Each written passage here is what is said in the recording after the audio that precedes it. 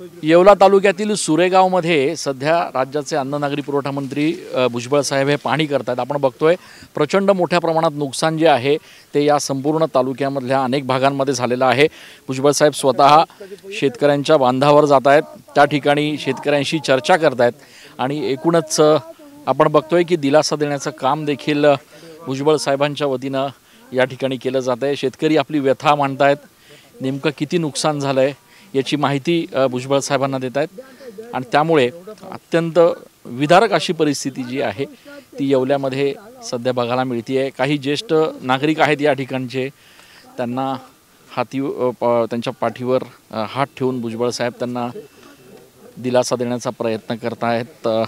अनेक शेतकऱ्यांना अश्रू जे आहेत त्या अनावर या ठिकाणी होत आहेत। मोठ्या प्रमाणात नुकसान आहे। अवकाळी पावसामुळे बागाच्या बागा या ठिकाणी पूर्णपणे नष्ट झालेल्या आहेत आणि त्यामुळे तात्काळ मदत देऊ अशा पद्धतीचं आश्वासन देखील भुजबळांकडनं या ठिकाणी या सगळ्या लोकांना दिलं जात आहे। भुजबळ साहेब, अत्यंत विदारक परिस्थिती, आपण काकांना भेटतायत। आता हे 82 वर्षाचे काका आहेत, 92 वर्षाचे एवढं सळा, एवढा पाऊस नाही, एवढं हे एवढं म्हणजे पाहिलं नाही, आतमध्ये तर जाऊच शकत नाही, एवढं पाणी आहे आणि आपण बघितलं सगळं उन्मळून पडलेलं, सगळं फुकट गेलं। आता वर्षभर काय करायचं हाच मुद्दा आहे त्यांच्यापुढे। त्याच्यामुळे नुसतं इथं पाहून चालायचं नाही, आम्हाला वर्षभर यांना कसं दाखवायचं या लोकांना हा मुद्दा आता शासनापुढे आहे। काका 92 आहे तुमचं, काय परिस्थिती इतक्या वर्षात कधी असं बघितलं होतं का? आता इतक्या वर्षात काय, आता काय म्हणतो शेतकरी माणूस मी, हो फक्त नाही, पण एक आहे बरं का, मी 20 वर्ष चेअरमन बी होतो। हा, असा पाऊस नाही बघितला म्हणतात, एवढं बोलताना ऐकायला पण अरे आता ते म्हणतात की बाबा असा पाऊस होतो पण हे एवढं नुकसान नाही झालं। साहेब, पण तातडीने आता काय नेमकी उपाययोजना करण्याची आवश्यकता आहे, काय केलं पाहिजे? आता असं आहे ना की ताबडतोब पहिल्यांदा पंचनामा हे चालू आहेत, 1-2 दिवसामध्ये हे सगळे पंचनामे आम्ही करतो। जवळपास सरसकटच पंचनामे करावे लागतात, कारण जाऊ शकत नाहीत।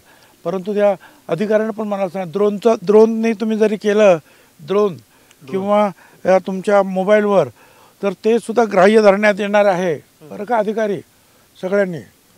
तुम्ही ड्रोनने करा, तुम्ही मोबाईलने करा, ते सगळं नुकसान जे आहे गृहीत धरणार आहे आणि त्याच्यानुसारच आपल्याला सगळ्यांना मदत करायची आता।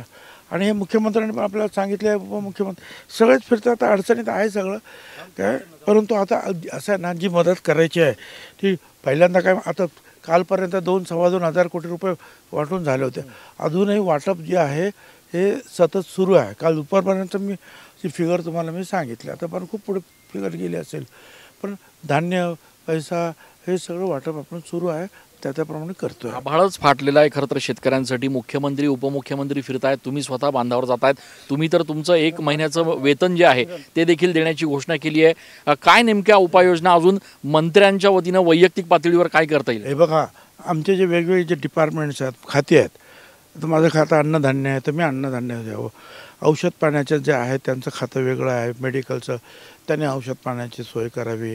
आता घरामध्ये शेती खातं आहे, त्यांना त्यांचं शेतीचं नुकसान आहे ते भरून द्यायचं आहे। इतर अशा अनेक गोष्टी, रस्ते गेलेले आहेत, कुठे अनेक जे सरकारच्या ज्या छोट्या मोठ्या इमारती त्या पण गेलेल्या आहेत। प्रत्येक डिपार्टमेंट ह्याच्यात आहे आणि हे सगळं करत असताना माझी खात्री आहे की सरकार उभं राहील, अख्खा महाराष्ट्र जो आहे हा आमच्या शेतकरी बांधवाच्या पाठीमागे निश्चितपणे उभा राहील। आतापर्यंत जे आहे हा इतिहास आहे महाराष्ट्राचा। साहेब, अजितदादा आज सकाळी असं म्हणालेत की शेतकऱ्यांना मदत करायची आहे, मात्र पैशाचं सोंग आणता येत नाही असं ते म्हणतायत, काय नेमकं सांगाल?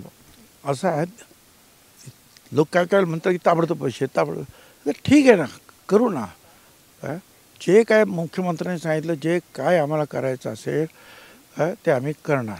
भारत सरकारने सुद्धा मदत करणारच आहे, पण भारत सरकार जरी नसेल तरी राज्य सरकारला हे मदत करावीच लागेल, बाकीच्या गोष्टी पाठीमागे ठेवाव्या लागेल। काय ते बरोबर आहे, पैशाचं सोंग आणता येत नाही, इतर ठिकाणच्या काही गोष्टी ज्या आहेत आपल्याला ज्या आहेत थोडंसं जे आहे ब्रेक लावावं लागेल, परंतु पैसा जो आहे इकडे वळवावा लागेल. शेवटी हे शेतकरी जगला तर जनता जगणार आहे, जनता जगली तर सरकार आहे. त्याच्यामुळे अगोदर त्यांना आपल्याला जगवावंच लागेल. खूप खूप धन्यवाद. आपण बघतोय की स्वतः भुजबळ साहेब या ठिकाणी बांधावर आलेले आहेत. शेतकऱ्यांना दिलासा देण्याचा प्रयत्न ते करतायत. अनेक वयोवृद्ध शेतकरी जे आहेत ते देखील भुजबळांसमोर आपली व्यथा जी आहे ती मांडताना बघायला मिळत आहे. कॅमेरा पर्सन आकाश येवलेसह मी चंदन पूजा अधिकारी, TV9 मराठी.